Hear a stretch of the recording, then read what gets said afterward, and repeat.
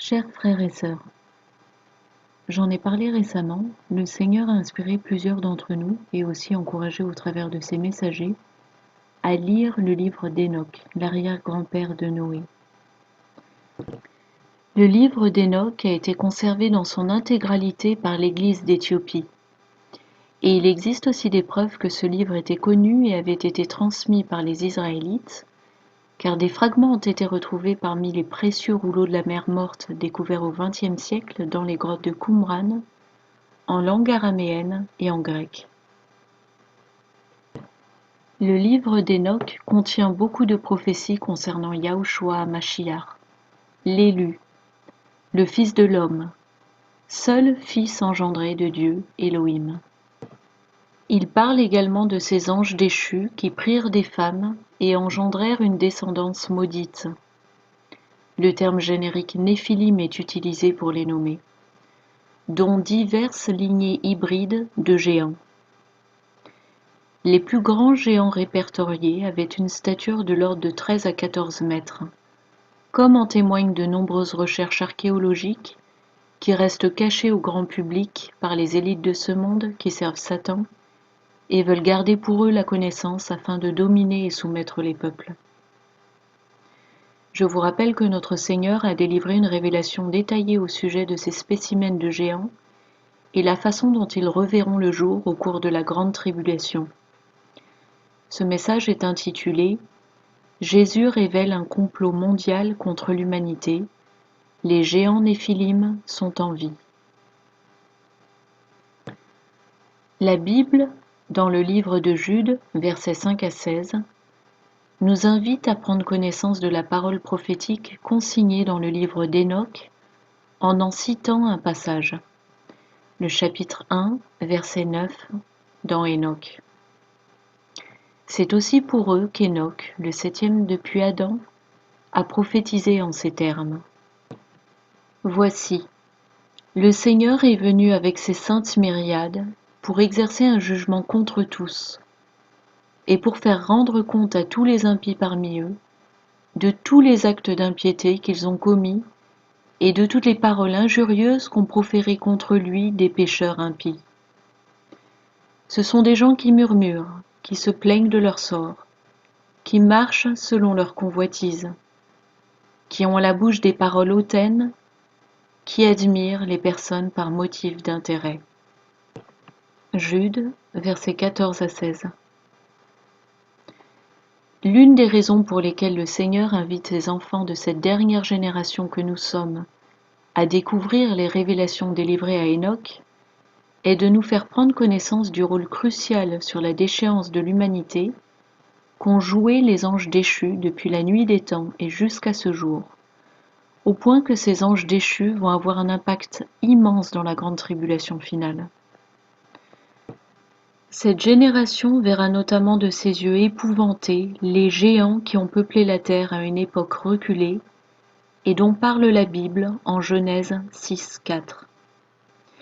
Il y avait des géants sur la terre à cette époque-là.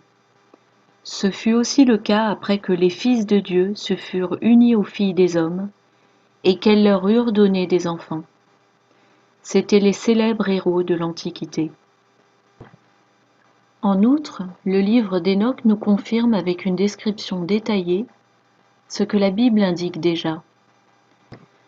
La Terre n'est pas le globe qui nous est partout illustré, mais elle est établie selon un plan plat, surmonté d'un firmament appelé voûte céleste qui la recouvre comme une cloche.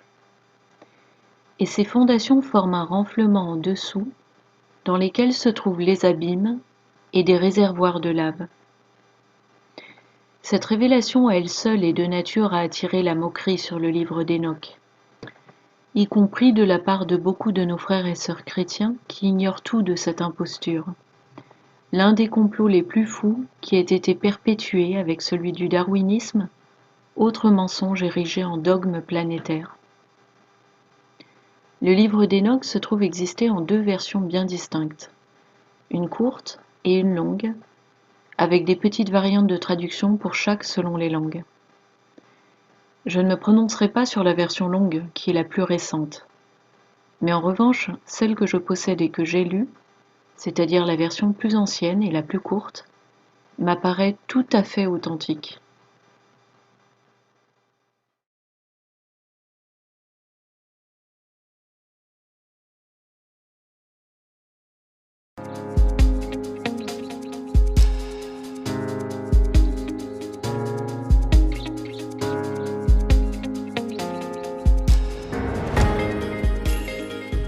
Alors Qumran, c'est un site archéologique au bord de la mer Morte, à une trentaine de kilomètres à l'ouest de Jérusalem.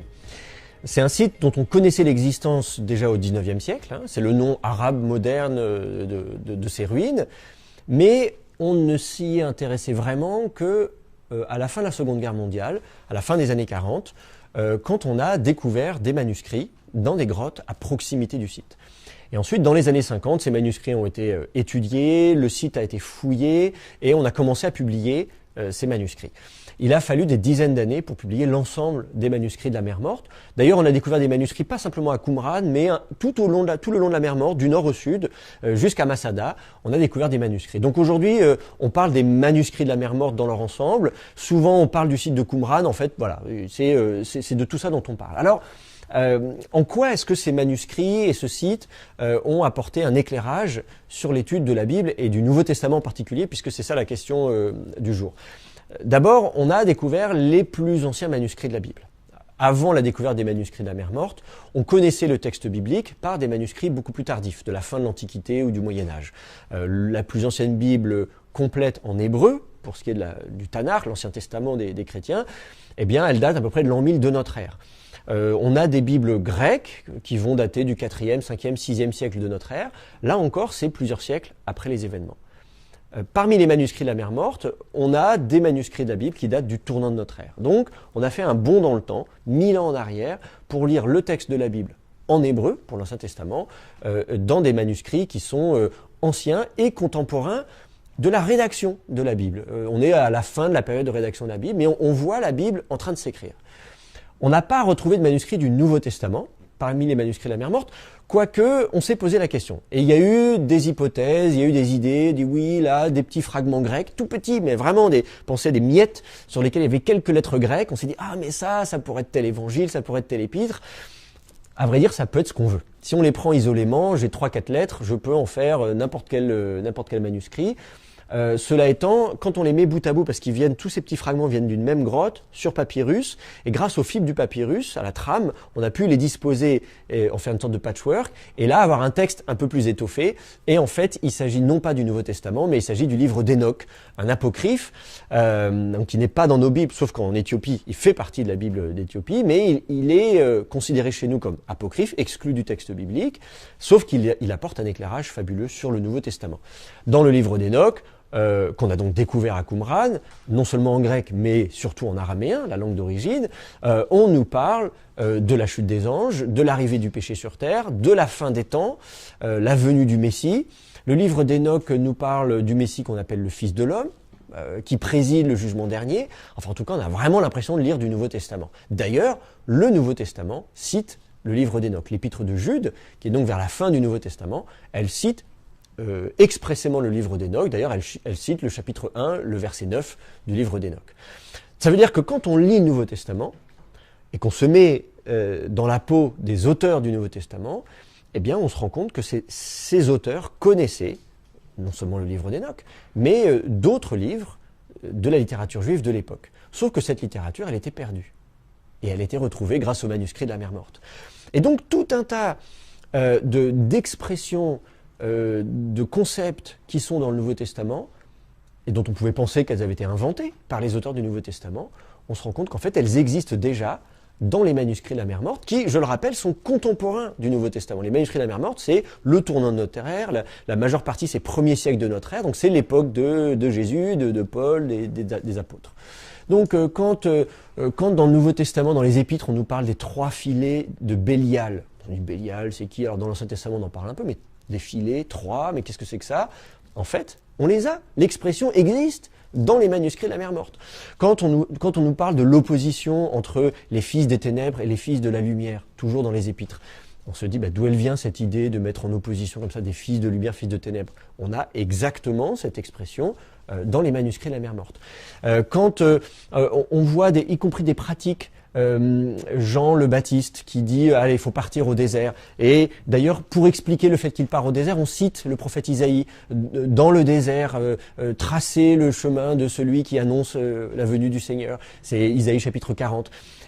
Eh bien, dans les manuscrits de la mer Morte, on utilise le même verset pour justifier le fait de partir au désert, pour quitter l'iniquité de ceux qui sont dans le péché et justement se purifier d'une certaine manière. Or, c'est précisément ce que fait Jean. Il va dans le désert et il dit « Jean, repentez-vous » et il les baptise. Quand on parle de baptême, sur le site de Qumran, on a retrouvé ce qu'on pourrait appeler des baptistères aujourd'hui. En hébreu, on appelle ça un mikvé. C'est une baignoire, si vous voulez, dans laquelle on vient se plonger. C'est le sens du mot baptême, d'ailleurs, c'est un mot grec, le mot baptême, qui veut dire immersion. Donc, on se dit, ah, mais quand Jean le Baptiste dit aux gens « je vais vous baptiser », on pourrait penser qu'il a inventé le truc. Eh bien, en fait, pas du tout. C'est, là encore, une pratique qui est attestée à Qumran. Donc je pourrais comme ça multiplier les exemples pour montrer à quel point les manuscrits de la mer Morte et le site de Qumran éclairent de façon prodigieuse le Nouveau Testament. Je pense même que les manuscrits de la mer Morte sont la meilleure source d'information pour éclairer le Nouveau Testament aujourd'hui.